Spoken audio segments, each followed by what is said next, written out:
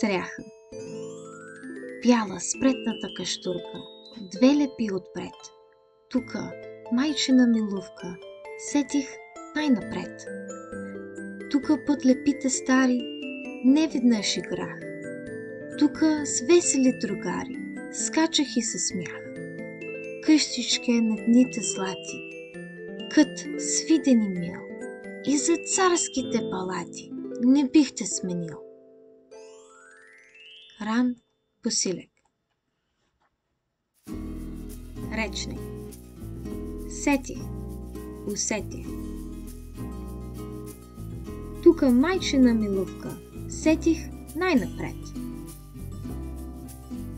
Кът. Място. Кът свиден и мил. Злати. Златни. Къщичке на дните злати. Палати. Дворци.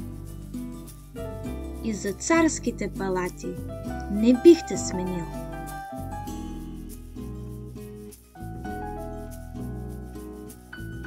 Как поета нарича родния дом? Как е описан домът? Защо е мил и свиден? С какво чувство говори поета за родния дом?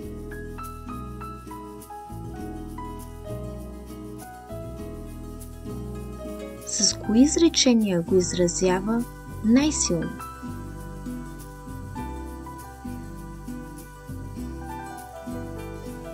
Защо използва умалителни, съществителни имена? Защо стихотворението е озаглавено така?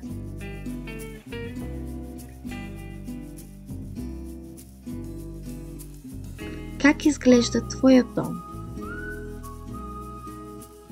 Какво е той за теб? Как се чувства човек у дома?